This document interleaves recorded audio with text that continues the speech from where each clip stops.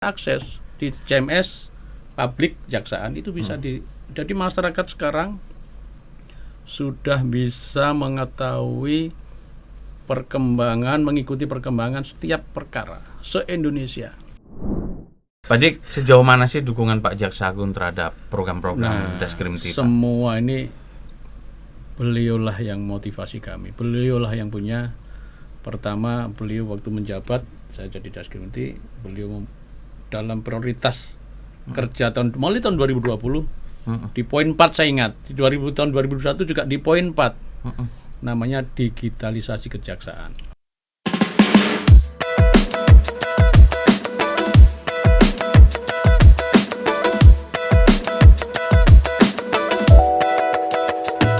Sobat Adiaksa, dimanapun berada, kembali bersama kita kan selalu ada podcast kejaksaan, menemani semua hari-hari selalu penuh cinta dan cerita.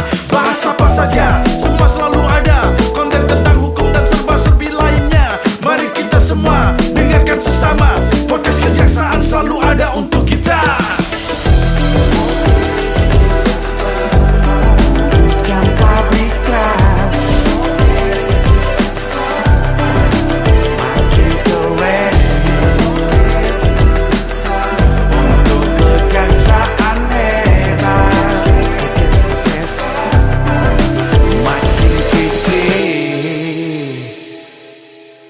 Hai Sobat Adiaksa dimanapun berada, kembali hadir program Duo DM. Sudah sekian lama.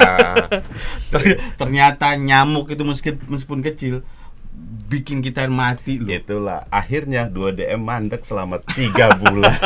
Alhamdulillah sudah sehat Bu. Ya, alhamdulillah. Untuk sobat dimanapun berada, ingat bahwa saat ini pandemi COVID masih berlangsung meskipun nggak terlalu tinggi, tapi hadir kembali nih wabah DBD yang banyak. Iya. Yang karena beberapa pergantian musim. Karena pergantian musim. Hati-hati Sobat Adiaksa ini. Rekan saya udah jadi korban kemarin, makanya 2DM sempat mandek ya. Bukan mandek lah, ada banyak ada banyak betul, tapi siap. Digantikan dengan program-program yang lebih menarik juga insyaallah. Sobat, hadir kembali bintang tamu keren 2DM yang kita pasti udah kenal lah, Pak Deddy Farhan sebagai Kapus Daskrimti Kejaksaan Agung. Itu ya potensi kejaksaan yang layaknya jadi pemain sinetron. wartawan. Iya, wartawan. Iya, kita kan mantan wartawan. Itulah, jenderal tapi kita panggilnya sekarang Kang DF. Yeah. Kang DF. Hari Senin kemarin itu ada momentum besar. Bagi saya sih itu momentum besar atau sejarah untuk bangsa Indonesia. Ya, karena melibatkan banyak instansi. Iya, aparat penegak hukum khususnya di bawah koordinasi Menko Polhukam. Yaitu lahirnya sobat ada namanya sistem peradilan pidana terpadu berbasis teknologi informasi yang disingkat SPPTI. Bukan TITT lagi.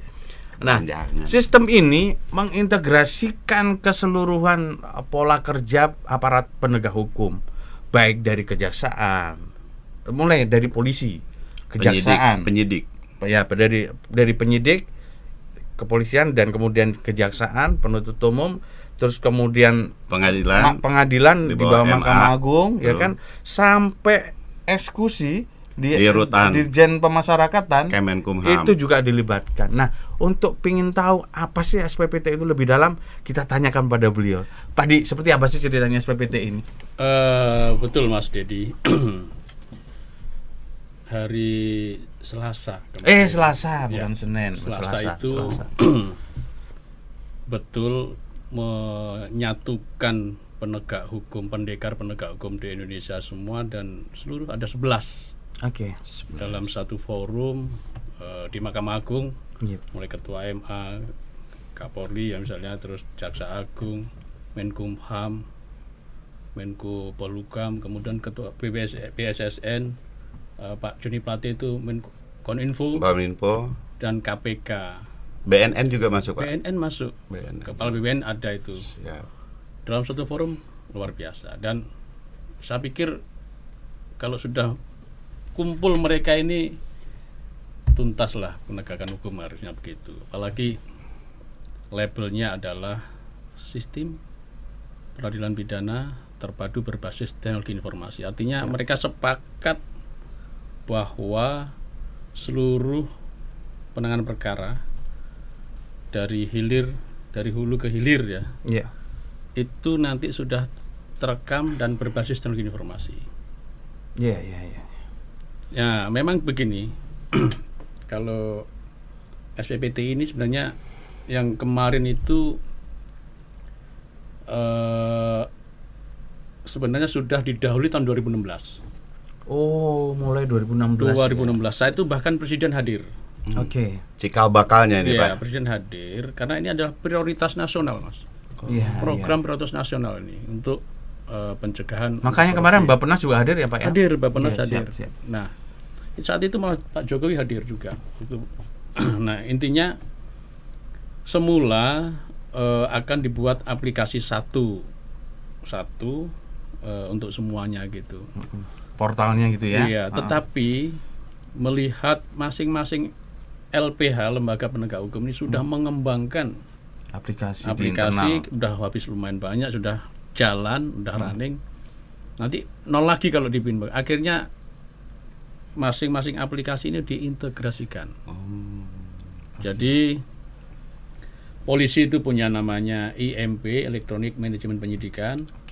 Kejaksaan Case Management System atau manajemen penanganan perkara, CMS. Kemudian pengadilan punya SIPP, Sistem Informasi Penutusan Perkara. Kemudian lapas itu namanya punya SDP, Sistem Data Pemasyarakatan. Nah, kemudian tahun dulu 2016 belum ada KPK, korupsi belum ikut, perkara BNN belum ikut. Yang kedua ini ikut mereka.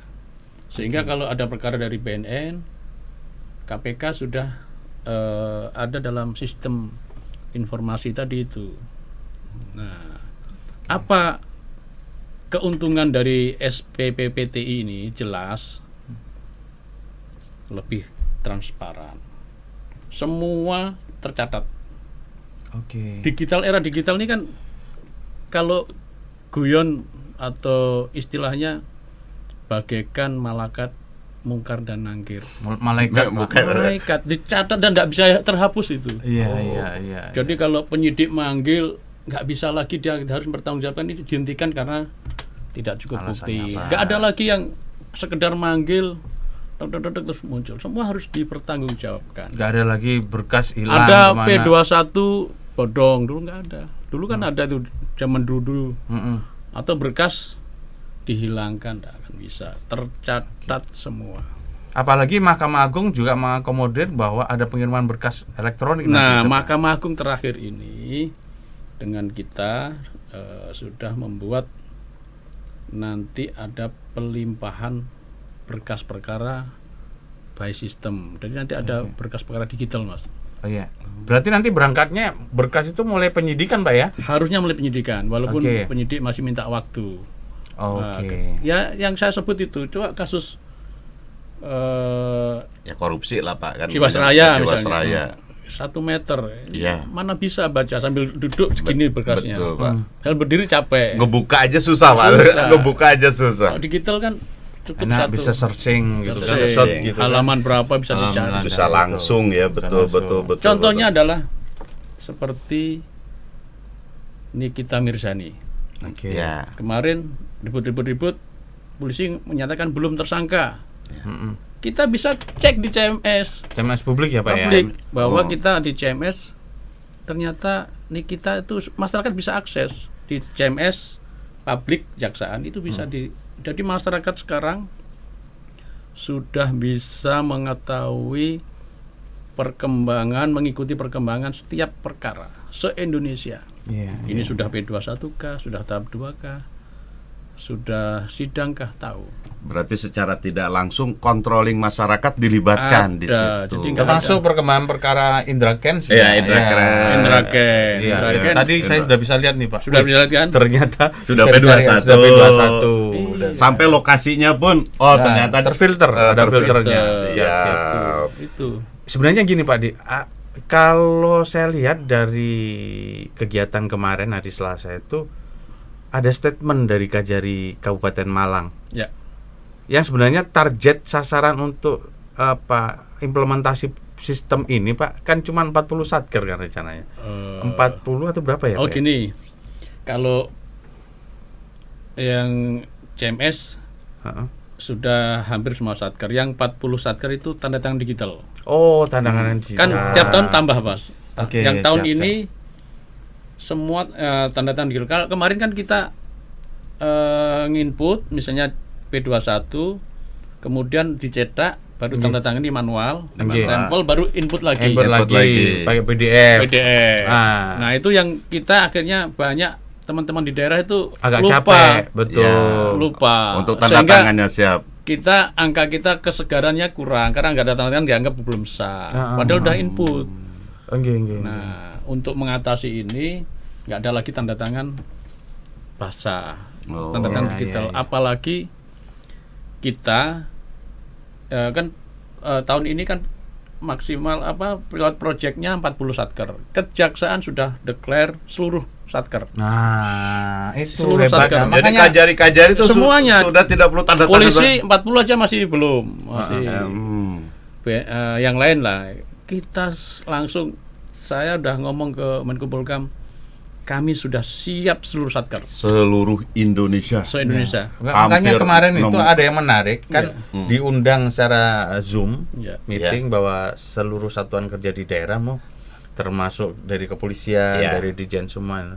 Cuman ada yang agak menarik itu dari Bu Kajari Malang Kepanjen gitu.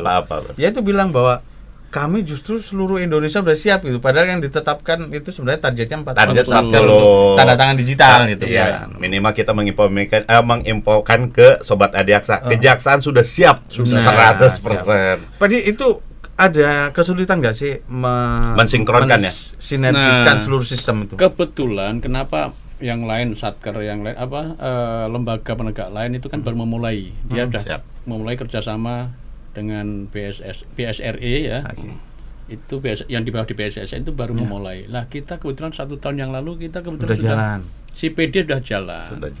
Yang untuk tanda tangan digital seluruh Indonesia. Tinggal mengintegrasikan CMS dengan CPD. Sudah berhasil diintegrasikan. Jadi sekarang udah berhasil Pak ya? Sudah, alhamdulillah. Jadi tahun ini yang terbaru dari CMS itu 2 itu yang kita launching, istilahnya patch 1.6.0 itu ada 2 pembaruan. Tanda tangan digital seluruh formulir penanganan perkara. Bukan P21 aja loh ya, seluruh. Dari mulai tahap makanya kita kalau yang ini kemarin kan targetnya hanya 40 satker. Cukup P21 kalau kejaksaan, kalau kepolisian SPDP, kalau Mahkamah Agung putusan pengadilan. Kita sudah siap seluruh tahapan, seluruh satker, acara sudah siap, seluruh formulir. Karena sudah ada di CPD itu diintegrasikan. Nah, yang satu adalah penambahnya adalah walaupun di Kepja 518 tidak ada data korban, kita sekarang sudah, Mas. Ada filternya sudah ya? Ada, karena banyak kementerian yang minta itu. Standar internasional pun harusnya ada data korban sehingga bisa dianalisis. Perdagangan orang, tidak pidana perdagangan orang, TPPO itu korbannya itu usia berapa sih? Jenis kelaminnya apa sih? Korban pun masih dipilah lagi ya, ada filter usia. Untuk evaluasi pun sampai data terlengkap. Udah lengkap CMS insya Allah. Berarti kalau gitu gini Pak, kalau untuk di kejaksaan itu kan tidak hanya P21. Kajari penunjukan jaksa peneliti pun sudah tanda tangan digital. Masyarakat jaksa juga bisa penelitinya lihat. Sudah siapa, nanti jaksa penuntut umumnya siapa, jadi kan nanti eksekusi. Jaksa penelitinya berkasnya inisial Indra Ken NM. Iya, bisa. Itu tadi sudah dilihat tadi udah lihat. Betul. Masyarakat sudah tahu. Tahapnya penunjukan jaksa berarti baru SPDP. Baru SPDP. Betul. Luar biasa ya. Pak Dik, sejauh mana sih dukungan Pak Jaksa Agung terhadap program-program Daskrimti? Semua ini beliaulah yang motivasi kami. Beliaulah yang punya. Pertama, beliau waktu menjabat saya jadi Daskrimti, beliau dalam prioritas kerja mulai tahun 2020 di poin 4 saya ingat, di tahun 2021 juga di poin 4 namanya digitalisasi kejaksaan. Yang kemudian programnya adalah kejaksaan digital. Siap. Nah, itulah saya mendorong teman-teman program beliau ini kita jabarkan dalam seluruh proses administrasi penanganan perkara. Kita ada 4 aplikasi besar sih sebenarnya. CPD, Ya, SIMKARI. untuk data kita kan data perkara ada di CMS. Data pegawai di SIMKARI. Data aset di sana. Dan seluruh surat di CPD. Selesai kan sudah itu. Sudah berarti kan semua sudah mana yang lolos? Nggak ada kan? Perkara kita kan perkara. Surat aset kita punya aset berapa, tanah, mobil di daerah ada. Kemudian terakhir pegawai sudah nanti dia diklat dimanapun, jam apa, prestasinya apapun tercatat semua. Sudah tercatat. Nah ini Pak, itu kan bukan termasuk hal yang mudah Pak. Potensi kita ini emang gimana cara kok dalam waktu setahun ya Pak ya? Semua sampai sampai terlaksana semua itu. Kalau memulainya udah lama itu, tapi intennya kalau dulu kan CMS begitu saya masuk kan input belum 25% Mas. Karena di daerah itu juga masih. Nah ini juga dukungan Pak Jaksa Agung juga melalui Pak Jambin, ada namanya punishment dan reward. Diumumkan juaranya. Kemudian kalau kalah malu.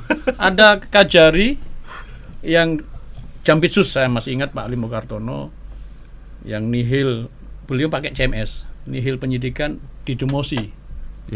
Dari Kajari turun dari Kabak TU lagi. Itu akhirnya memacu semua orang.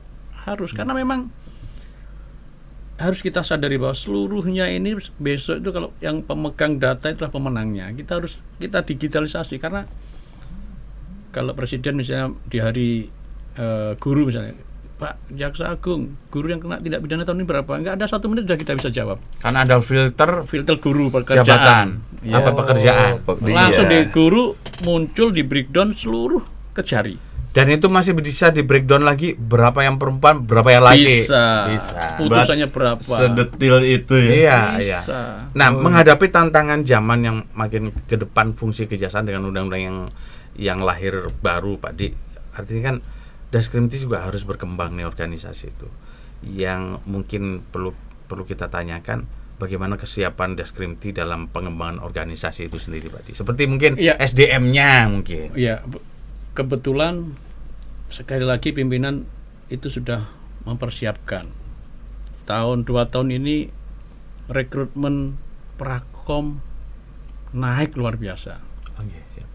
Nah ini saya ini juga alhamdulillah dengan prakom dan dikirim ke daerah ini. Dulu sering komplain ya, namanya KUR Daskrimti itu ibu-ibu yang sepuh kadang nggak ngerti IT malah nggak ngerti IT. Kan dia gabung dengan perpustakaan tuh, KUR. Iya, betul. Perpustakaan dan Daskrimti. Itu kalau dipandu, aduh kata teman-teman Pak tiap hari mandu orang-orang sepuh gitu. Nah, sekarang ini dengan anak-anak baru prakom Mas. Jarang Pak ada orang. Mereka sekali dikasih langsung. Bahkan bisa inovasi sendiri, dia bisa buat aplikasi sendiri. artinya dia bisa menyelesaikan sendiri. Itu virus digital di daerah luar biasa sekarang. Iya, betul. Pak Di, pemetaan tentang tugas dan fungsi khususnya dalam pelayanan publik nih di daerah itu kan masih berbeda-beda ini. Berbeda-beda, kadang sesuai kultur. Ya, bukan sesuai kultur, sesuai kondisi daerah masing-masing, baik itu terkait kesiapan SDM, kemampuan pengembangan organisasi di daerah dan alatnya pun masih terbatas. Sejauh mana nanti Daskrimti akan itu semua masalah kan bisa selesai Pak Di kalau Mama Daskrimti udah mengembangkan sistem layanan seperti tilang ini yang sudah berhasil gitu kan. Tilang sudah berhasil. Mungkin pengembalian barang bukti, aplikasi barang bukti, aplikasi yang apa lain, mungkin pelayanan hukumnya. Kalau Datun kan sudah ada ini. Sudah ada CMS Datun sudah. Nah, mungkin fungsi-fungsi yang lain yang berinteraksi dengan masyarakat kira-kira seperti apa Pak Di ke depan? Ya, memang ke depan secara bertahap semua pelayanan publik kita itu harus digitalisasi. Orang besuk harus sudah nggak ketemu orang lagi. Betul. Orang mau ngambil barang bukti dia udah bisa. Ya kalau kita selama ini kayak bisa ngebon dulu kan gitu. Pak, saya mau ngambil barang bukti sudah ada komunikasi, tinggal datang sudah selesai. Pak Di, saya potong dulu Pak Di. Kalau umpama di SPPTI itu apakah termasuk di dalamnya ada aplikasi jenggot tahanan, Pak? Belum ada ya? Enggak ada. Ini Tapi hanya data penanganan perkara yang dulu yang itu memang dikembangkan masing-masing LPH sendiri. Kayak betul. Kayak Mahkamah Agung nih sekarang mau di launching ini. Kita juga dilibatkan dalam pembuatannya itu perpanjangan penahanan. Dia udah ada nanti ada berbadu yang satu itu. Jadi nggak akan lagi jaksa memperpanjang terlambat cukup dari aplikasi. Akan muncul tanda tangan digitalnya itu nanti. Jadi secara otomatis, jadi nasib orang ya nggak ada alasan lagi. Ini penahanannya belum datang dari ini ya. Sekarang udah ada. Ya memang kayak gini lah. Saya pernah nangani ketua DPD itu Pak Lanyala itu. Yeah. Siap. Saya sidangkan sendiri waktu saya kerja di Surabaya. Sampai saya jadi Aspitsus, beliau datang, kenapa ini kok nggak dieksekusi? Saya ini sudah diputus bebas, Mas. Kok masih rekening saya diblokir? Saya jawab, saya sampai hari ini belum menerima salinan mempetikan putusan. Sebagai dasar eksekusi. Betul. Beliau itu di Surabaya, kebayang di daerah-daerah yang pengadilannya harus berhari-hari perjalanan, itu betul jadi hambatan. Dengan adanya putusan dengan tanda tangan digital, diputus hari itu juga harus bisa sudah keluar. Tidak ada batasan waktu dan jarak. Pak Di, kalau di kepolisian itu kan ada SKCK, surat keterangan berkelakuan baik itu loh ya. Keterangan kepolisian. Nggak tahu apa SKCK kan itu.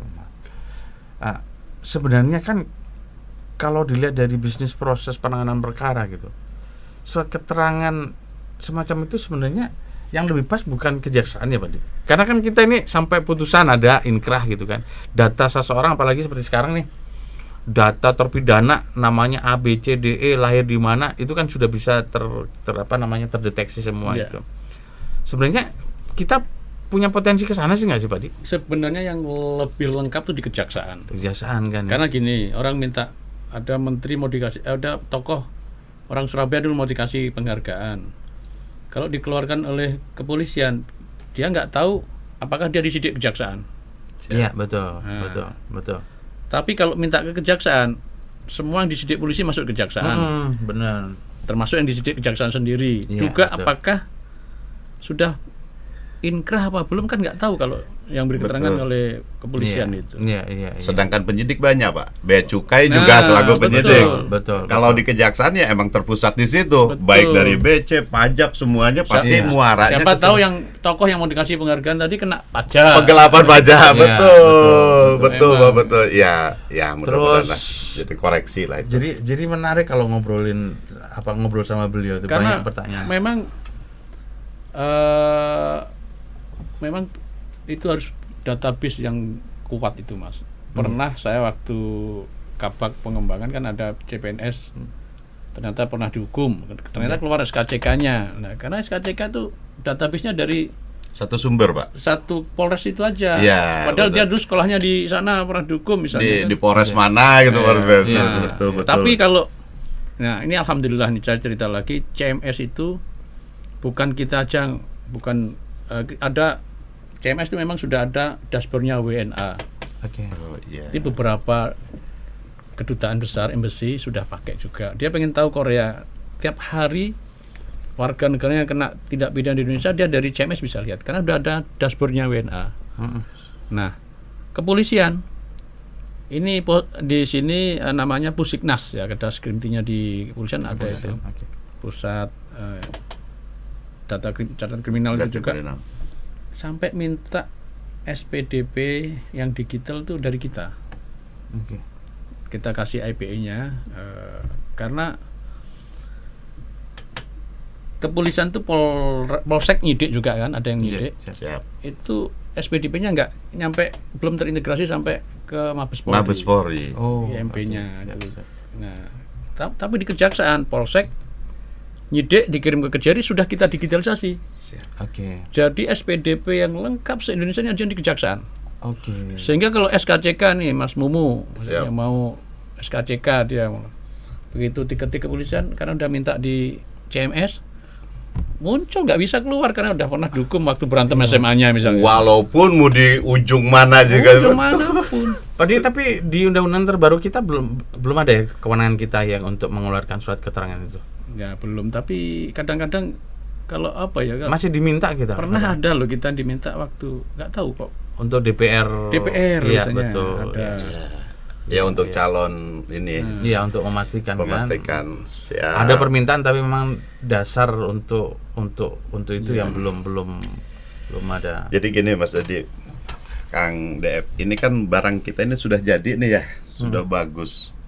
Biasanya kan yang susah itu mempertahankan maintenance. Itu kan tidak gampang, baik SDM maupun teknologinya. Mungkin ada strategi gimana tuh. Kita ini hari-hari ini memang betul dipusingkan, Pak kena petir di ujung sana, Seram bagian timur. Ini namanya aja Seram ya. Nggak bisa akses karena akhirnya kita pandu. Nah, yang menjadi masalah adalah lokal kita kan masing-masing sektor itu kita kasih lokal server, Mas. Oke. Dulu terpusat, yang kita terpusat CPD, Etilang kan terpusat memang. Iya, siap. Karena terpusat dulu kan lemot kan orang bareng gitu. Atau dan kalau ada satu trouble kan se-Indonesia trouble. Nah, akhirnya kita masing-masing kita kasih lokal server, nanti baru disinkronisasi di jam-jam tertentu. Nah, kemudian alat-alat kita otomatis server ada di mana-mana dong. Nah, ini yang maintenance-nya itu agak betul. Kita memang kemarin beli merek yang kita rekomendasikan tuh yang garansinya paling lama 3 tahun, yang lain nggak ada setahun. Kalau udah lepas dari garansi ini yang stres kita. Ujung sana ngirimnya, apalagi barang stok kita nggak ada, Mas. Kan tapi harus mereka di satuan kerja kan mungkin harus mengusulkan untuk pemeliharaan tahun yang 3 tahun berikutnya kan harus diusulkan, Pak. Nah itu kan nggak ada di daerah, harus terpusat. Nah, terpusat ya. Maka kita ada namanya ada perpanjangan garansi biasanya. Pak, berarti kalau ada lokal server, itulah menjadi penyebab kenapa kok masih harus delay 1 hari itu, Pak ya? Karena sekarang ini sinkronisasinya kemarin disepakati jam 2 siang. Oke. Karena siapa tahu tahap 2 itu biasanya kan di bawah jam 2 itu. Sehingga setelah jam 2 ke atas dia tahap 2. Baru besoknya. Besoknya baru muncul. Iyalah, kan Satker Kejaksaan enggak puluhan, Bang. Hampir 620 ya, Pak. Iya, kebayang lah untuk mensinkronkan. Pak, kenapa sih jawab itu kan jadi solusi kemarin terlalu BC-nya sistem itu kan server itu sendiri, Pak. Emang nggak bisa ya, Pak, mama server penguatan di jaringan kita gitu, Pak. Jadi biar tetap server real time gitu. Ya, kita ini saya sudah menyampaikan dalam raker Nas, Musrenbang perlunya penambahan kekuatan bandwidth kita, kecepatan kita supaya si PD pun ngetik cepat gitu, apapun ngambil sinkronisasi cepat gitu. Betul. Ini semoga lah teman di Biro Cana dan Pak Jamin juga udah membantu mungkin. Semoga 2023 terwujud amin, lebih cepat. Amin. Intinya kan untuk kepentingan masyarakat. Betul, biar informasinya lebih cepat kan. Controllingnya pun lebih up to date gitu loh. Jadi itu rencana CMS versi mobile belum ada ya, Pak? Versi mobile. Jadi CMS ini sama dengan SIM-Kari masih pakai intranet atau VPN, Virtual Private Network. Untuk keamanan lah ya. Tapi sudah kita mirroring untuk CMS publik. CMS publik sudah bisa pakai handphone, sudah pakai handphone, sudah bisa. Tapi hanya bisa lihat. Iya, betul. Nah, jaksa cuman banyak yang, Pak, saya kan bikin dakwaan di rumah. Bagaimana saya inputnya masa harus di kantor yang di jaringan itu? Bisa kalian. Tinggal ambil file, bawa pulang, ngetik di situ. Ambil file itu kayak template-nya itu loh, Mas. Iya, betul. Tapi kalau ngetik di laptop di rumah, kemudian dia dimasukkan itu akan morat-marit. Bahasa Jawanya apa ya? Nggak nata karena udah ada template itu. Oh. Nah, itu harus ngambil file dulu di WA bisa kok. Ke misalnya bagian operator kan kita sudah kirim itu di Kejari itu 5 PC. Oke. Kejati 7. Siap. Dulu yang project itu. Jadi kalau di Pidum 2, Pisu 1, sekretariat Pidum 3. Sekretariat 1, Pisu 1. Nah, sehingga orang-orang anak-anak sekarang yang prakom baru itu sudah bisa memodifikasi. Yes. Ini ditambahi akses point. Bisa tanpa itu bisa. Ada yang pakai konektornya itu ada. Pinter-pinter anak-anak sekarang. Nah, sehingga sudah bisa jaksa nggak bisa lagi dari manapun bisa. Kan saya pernah ngomong, Pak CMS ini ada kasih Pidum waktu saya beri materi itu, Pak jaksa udah sibuk Pak, ngapain ditambahi kewajiban input CMS kita berat. Dia otaknya masih kayak SIM kari Mas, habis sidang baru nginput. Kalau CMS ini bisnis proses. Saya tanya, kalian ini dapat SPDP pasti dibuat P16, P18, 19 sampai eksekusi. Nah, ngeteknya itu aja di aplikasi kita itu. Langsung di kanal situ ya Pak ya? Otomatis nyimpen. Jadi nggak kerja 2 kali, kan dia nggak ngerti itu. Dan banyak teman-teman di daerah malah pakai staffnya Pak untuk ngisi itu yang salah. Iya, Pak. Dia itu karena belum paham lah itu. Jadi kerjanya apa sudah nyimpen sendiri. Iya, benar. Asal di jaringan yang ini tadi. Yang di aplikasi kita dengan yang ditambah akses point maupun kabel atau apa.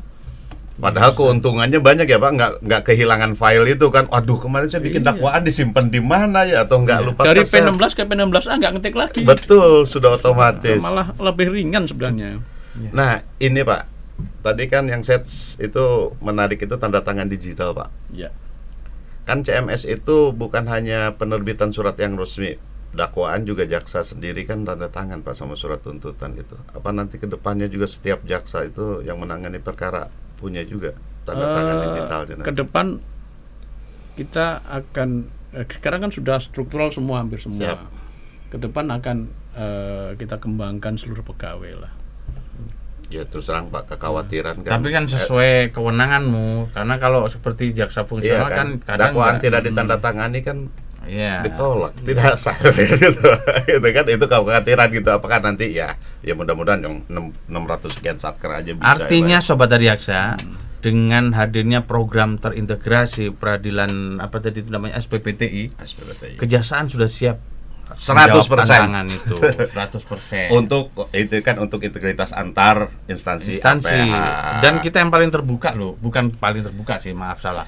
Kita sudah terbuka untuk itu. Bisa buka CMS publik untuk mau menanya si A, si B artis ini di mana, di daerah mana, udah bisa dicek tuh. Ada filternya CMS publik kejaksaan. Dan sumbernya bukan hanya dari penyidik salah satu, tapi seluruh penyidik Pak ya. Iya, betul. Dari kepolisian, dari BNN, Bea Cukai, pajak, betul, sampai kan Angkatan Laut Pak tuh bisa menyidik. Sudah sampai penyidik Angkatan Laut juga. Makanya kemarin ada dari tentara juga kan, yang ikut tanda tangan memorandum. Tapi emang kalau ngomong IT itu, karena saya pun sama kan nggak ada habisnya lah. Tapi alhamdulillah Kang DF di sela-sela kesibukannya beliau, Kang terima kasih banyak. Makasih. Sudah hadir di podcast kami. Mas dulu sehat terus dan makin segar beliau ini enggak kalau beliau memang selalu segar. Iya, selalu jangan dua apa tadi kena nyamuk itu. Dua DBD Pak. Alhamdulillah. Siap Sobat, terima kasih kalian sudah bergabung bersama kami sekian hampir berapa menit nih? Ya, hampir 40 ya. 40 menit. 40 menit. Terasa ngobrolnya enak. Dan yang jelas Pak Didi, kita akan selalu pantau kinerja Daskrimti. Ada yang menonjol, kita undang Bapak. Menonjol, kita undang. Jadi Bapak nggak usah sampai berpikir, wah kok udah 2 kali. Bukan Pak, karena kita sesuai tema Pak. Dan tentunya kan untuk menjawab pertanyaan dari masyarakat. Dan kami bangga, karena jujur kemarin kegiatan hari Selasa itu membuat kami bangga sebagai orang kejaksaan itu. Bahwa ternyata kejaksaan udah siap menghadapi konsep modern di dunia peradilan. Yang terpenting lebih transparan lagi dari masyarakat. Ayo, kinerja kejaksaan mana yang perlu dikontrol? Masyarakat sudah bisa melihat. Intinya semuanya. Pesan ke teman-teman, siap. CMS pokoknya gimana harus semua diinput, di situ nggak ada yang nggak diinput. Betul. Percuma kita bikin aplikasi kalau kurang bolong datanya. Iya, betul. Dan tetap menjadi bahan pertimbangan evaluasi pimpinan ya Pak. CMS itu menjadi salah satu pertimbangan pimpinan dalam promosi nanti ke depan. Jadi jangan lupa optimalkan penggunaan CMS untuk kejahsaannya lebih baik. Sampai jumpa lagi. Semangat. Dan tetap semangat Sobat Adiaksa. Wassalamualaikum warahmatullahi wabarakatuh. Terima kasih. Siap.